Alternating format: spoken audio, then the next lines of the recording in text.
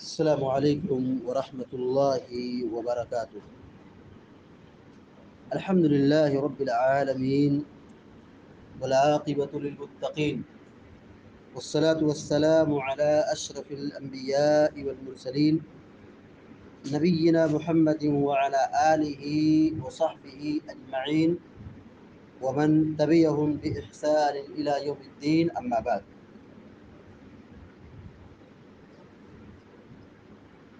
آج رمضان المبارک کی ہمارے یہاں 11ویں تاریخ ہے۔ رمضان کا یہ دوسرا عشرہ شروع ہو چکا ہے۔ بہت سارے لوگ رمضان کے تینوں عشروں کو 3 حصوں میں تقسیم کرتے ہیں اور یہ کہتے ہیں کہ پہلا عشرہ رحمت کا ہے، دوسرا عشرہ مغفرت کا ہے اور تیسرا عشرہ جہنم کی آگ سے آزادی پانے کا ہے۔ تو ایسی کوئی حدیث اللہ کے نبی صلی اللہ علیہ وسلم سے ثابت نہیں ہے۔ رمضان پورا کا پورا مہینہ رحمت کا ہے، برکت کا ہے، مغفرت کا ہے، جہنم کی آگ سے نجات پانے کا ہے۔ اس سلسلے میں ایک بہت مشہور روایت ہے جس کو شیخ البانی رحمۃ اللہ علیہ نے منکر قرار دیا، یعنی یہ حدیث ثابت نہیں ہے۔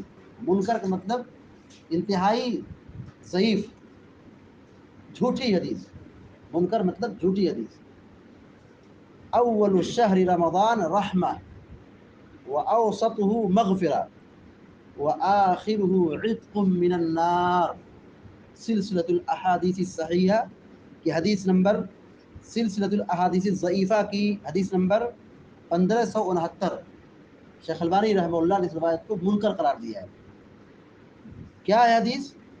کہ رمضان کا پہلا عشرہ رحمت کا ہے، بیچ والا مغفرت کا ہے اور آخری عشرہ یہ جہنم کی آگ سے آزادی پانے کا ہے۔ دیکھیے، اللہ رب العالمین کی رحمت کو ہم نے سمیٹ دیا۔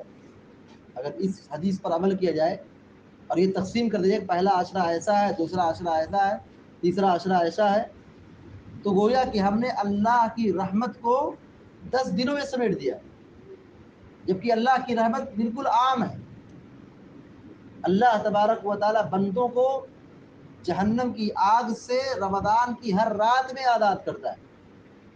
مشہور روایت ہے جامع ترمذی کی، پیارے نبی صلی اللہ علیہ وسلم فرماتے ہیں کہ جب رمضان کا مہینہ آتا ہے تو ایک فرشتہ رات میں اعلان کرتا ہے کہ اے نیکی کے طلبگار، نیکی کی طرف آگے بڑھ، اور اے گناہ کرنے والے اب تو گناہ سے بعد آ جا۔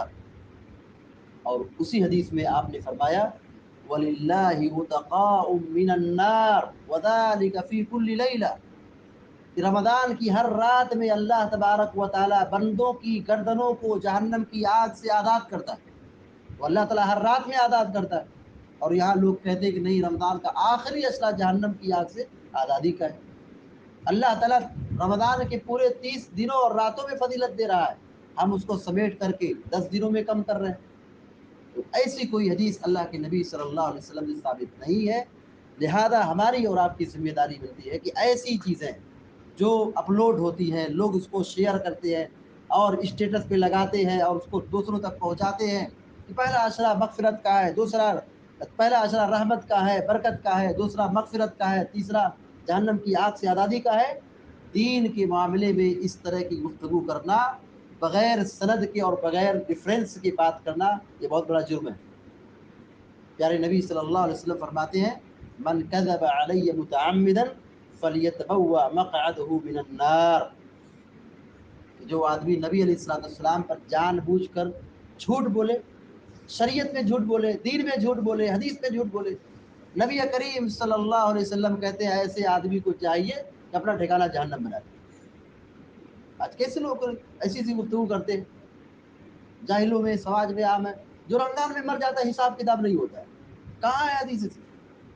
کہاں ہے ایسا حکم؟ کہاں نبی نے فرمایا رمضان میں حساب نہیں ہوتا، عذاب قبر نہیں ہوتا، جہنم میں مردہ داخل نہیں ہوتا، جہنم کی آگ سے بچ جاتا ہے؟ کہاں ہے ایسا؟ دین کے معاملے میں، حدیث کے معاملے میں، شریعت کے معاملے میں ہماری زبان بے لگام نہ رہے۔ ایسا نہ ہو کہ ہم ایک ایسی گفتگو کر لیں جس سے ہماری پوری آخرت برباد ہو جائے. نبی کریم صلی اللہ علیہ وسلم نے کیا نصیحت فرمائی؟ کہا جس نے مجھ پر جان بوجھ کر جھوٹ بولا، حدیث گڑھی، میری طرف جھوٹی بات کو منسوب کر دیا، میں نے وہ بات نہیں کہی لیکن وہ میری طرف وہ بات کو منسوب کر رہا ہے کہ رسول نے کہا، حدیث میں لکھا ہے، فَلْيَتَبَوَّأْ مَقْعَدَهُ مِنَ النَّارِ، اسے چاہیے کہ اپنا ٹھکانہ جہنم بنا لے. اللہ تعالیٰ سے دعا ہے کہ اللہ تعالیٰ ہم سب کی حفاظت فرمائے اور ہم سب کو نیک عمل کی توفیق عطا فرمائے. آمین یا رب العالمین. وصلی اللہ علی نبینا محمد وسلم تسلیما کثیرا. السلام علیکم ورحمۃ اللہ.